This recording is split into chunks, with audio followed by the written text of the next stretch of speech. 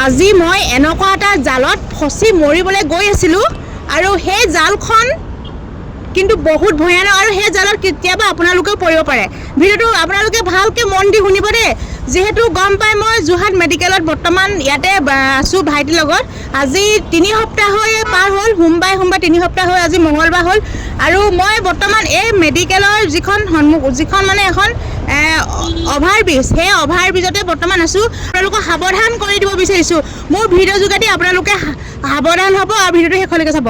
আৰু যিহেতু মই মেডিকেললৈ যিদিনাখন আহিছিলোঁ সেইদিনাখনে মোক এটা ফোন কল আহিছিল, স্ক্ৰীণত লগাই থৈছোঁ কিবা আপোনালোকে দেখিছে, এই স্ক্ৰীণত লগাই থৈ দিয়া নম্বৰটো পৰা মোলৈ ফোন আহিল, কৈছে বোলে বাইদেউ আপোনালোকৰ এটা এক্সিডেণ্ট কেছ আৰু এক্সিডেণ্ট কেছটোৰ কাৰণে আমি NGOৰ ফালৰ পৰা ফোন কৰিছোঁ, আপোনালোকক 25,000 টকা দিয়া হ'ব NGOৰ ফালৰ পৰা, আপোনালোকে মানে গুৱাহাটীৰ পৰা পইচাটো নিব আহিব লাগিব। মই ক'লোঁ এতিয়াতো গুৱাহাটীৰ পৰা কোনে পইচাটো আনিবলৈ যাব, অসুবিধা হ'ব।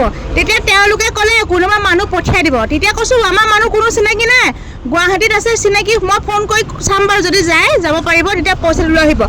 তেতিয়া মানে মোক কি ক'লে, আপোনাৰ বোলে QR ক'ডটো দিয়ক। মই জানো যে তেওঁলোকে মোক মানে এটা মানে পইচা লুটিবৰ কাৰণে যে তেওঁলোকে যে এটা যে ফোন কৰিছে সেই কথাটো জানো। মানে আগতেও মই তেনেকৈ পাছত ভিডিঅ'বোৰ পাই থাকোঁ, আপোনালোকক কিছু মানুহে এই জালত মানে ফচিছেও। তেতিয়া মই ক'লোঁ মোৰ বোলো একাউণ্ট নাম্বাৰ নাই, মোৰ QR ক'ডটো নাই। মই বোলো যদি আপোনালোকে দিয়ে মোৰ একাউণ্ট মই বেলেগ এটা ফোন নাম্বাৰ দিম, সেই ফোন নাম্বাৰটোত আপোনালোকে পইচাটো দিব লাগিব। তেতিয়া মোক ক'লে বোলে পইচাটো আপোনালোকে বোলে 500 টকা নে 1000 টকা আপোনালোকে প্ৰথমতে দি ল'ব লাগিব, তাৰপিছত আপোনালোকৰ মানে QR ক'ডটো বা পইচাটো যেতিয়া মানে ৰেজিষ্ট্ৰেশ্যন হৈ যাব আপোনালোকে পাব। তেতিয়া মানে নালাগে, তেতিয়াহ'লে মই বোলো গুৱাহাটীলৈ গ'লে তেতিয়া আপোনালোক কণ্টেক্ট কৰিম, তেনেকৈ মানে ৰাখি থৈছোঁ। তেতিয়া মানে ভাইটিৰ পূৰা দৌৰা অৱস্থা, তেতিয়া পূৰা চিৰিয়াছ মুডত মানে দেই। সেইদিনাখন প্ৰথম দিনাখন তেনেকৈ ফোন আহিছিলে, মই ফোনটো কাটি দিলোঁ। তাৰপিছত 2 দিনৰ পিছত আকৌ এটা ফোন কল আহিলে, আপোনালোকৰ বোলে এই এক্সিডেণ্ট পেচেণ্টটোৰ কাৰণে বোলে দৰৱ বোলে হেৰিয়াত দৰৱ পোৱা যাব বোলে, আপোনালোকে বোলে ফ্ৰীতে দৰৱ ল'ব পাৰিব, আপোনালোকৰ মানে দৰৱখিনি মানে ইছ্যু হৈ আছে, সেনেকৈ ফোন কৰিছে। ভাবিছোঁ মোক কোনে ইছ্যু কৰিলে এনেকৈ ভাবিছোঁ। তাৰপিছত মানে সেইটো গুচি গ'ল। আজি 3 সপ্তাহ পিছত আজি মোলৈ ফোন কৰিছে সেই নম্বৰটোৱে, কৈছে তেতিয়া কৈছে ডিব্ৰুগড়ৰ পৰা ফোন কৰিছোঁ বোলে দেই, NGOৰ ফালৰ পৰা ফোন কৰিছোঁ, ডিব্ৰুগড়ৰ পৰা ফোন কৰিছোঁ, আপোনালোকৰ পইচাটো লৈ যাওক সি কৈছে। তেতিয়া মই ক'লোঁ মোৰ বোলো দাদা এজন আছে এনডিআৰএফত কৰে, এই দাদাজনক আনিব লাগিব। তেতিয়া কৈছে আপুনি নিজে আহক, দাদাজনক নপঠিয়াব, কাৰণ দাদাজনে মানে হেৰি চাকৰি কৰে যে, সেইকাৰণে ভয় কৰিলে। মানে ভয় মানে কি আৰু সেইটো মানে ফ্ৰড হয়। তাৰপিছত তেতিয়া ক'লোঁ মই বোলো হেৰি আপুনি বোলে QR ক'ডটো দিয়ক বোলে। মই বোলো QR ক'ডটো বোলো কিয় লাগে বোলো, সেনে ক'লোঁ। বোলে QR ক'ডটো লাগে আৰু হেৰি 300 টকা আপোনালোকে পে' কৰিব লাগিব। তেতিয়া মই এনেও জানো যে সেইটো ফ্ৰড বুলি। তাৰপিছত মই বোলো কিয় দিব লাগে, মই মানে উল্টাই উভতি ধৰিলোঁ কিয় দিব লাগে আপোনালোকে জানো, এনেকৈ ক'লোঁ। ইমানেই লেতেৰা ইমানেই অবাশ্য মাতিছে কৈছোঁ নহয়, মানে NGOৰ নাম লৈ ইমান এটা অশ্লীল বাক্য, অশালীন মন্তব্য, NGOৰ নাম লৈ এইখিনি এচাম হেকাৰে মানুহক বহুতক লুটি লৈ লৈছে। আপোনালোকে একদম বি কেয়াৰফুলি আৰু সাৱধান হওক।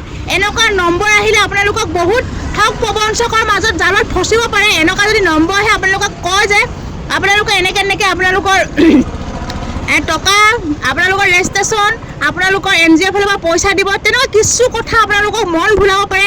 আপোনালোকে কেতিয়াও আপোনালোকৰ একাউণ্ট নম্বৰ আৰু ফোন নম্বৰ আৰু QR ক'ড আপোনালোকে শ্বেয়াৰ নকৰিব। মানে ভাবিছে, কাৰণ মই যেতিয়া মেডিকেলত আছোঁ ভাইটি হৈ আমাৰ খুৰাহঁতৰ ভাইটি হৈ যদিও মই ভিডিঅ' প্ৰস্তুত কৰি আপোনালোকৰ মাজলৈ শ্বেয়াৰ কৰিছিলোঁ, অসহায় পিতৃ মাতৃক সহায় কৰক বুলি QR ক'ড দি, ভাবিছে মানে QR ক'ডৰ চাগে লাখ টকা উঠিছে, একাউণ্টটো মই হেক কৰি গোটেইখিনি চুচি লৈ যাম বুলি ভাবিছে। কিন্তু এনেকুৱা মানে হেকাৰ আছে নহয়, ঠগ প্ৰবঞ্চক আছে, কিছুমানে ঠগ প্ৰবঞ্চকৰ জালত ফচিছে। মই আপোনালোকক সাৱধান হ'বৰ কাৰণে ভিডিঅ'টো আজি এই অভাৰব্ৰিজত বনাইছোঁ। মানে যিহেতু পৰিৱেশটো ধুনীয়া আৰু অভাৰব্ৰিজটো আপোনালোকক দেখুৱাইছোঁ। আৰু মই ইয়াতে আছোঁ, আজি 3 সপ্তাহ হৈ পাৰ হ'ল, মেডিকেলতে আছোঁ। আৰু আপোনালোকে সদায় সাৱধান হ'ব। এনেকুৱা অচিনাকি নম্বৰ, আনন'ন নম্বৰ আহি আপোনালোকক কিবাকিবি আপোনালোকৰ মন ভুলাব পাৰে। আপোনালোকক ক'ব পাৰে যে NGOৰ ফালৰ পৰা আহিছোঁ, বাইদেউ আপোনালোকৰ একাউণ্ট নম্বৰ দিয়ক, আপোনালোকৰ QR ক'ড দিয়ক, আপোনালোকৰ ৰেজিষ্ট্ৰেশ্যন ফোন নম্বৰ দিয়ক। আপোনালোকে কেতিয়াও নিদিব। আপোনালোকৰ টকা যিমানখিনি একাউণ্টত আছে সকলোখিনি আপোনালোকৰ চুচি লৈ যাব।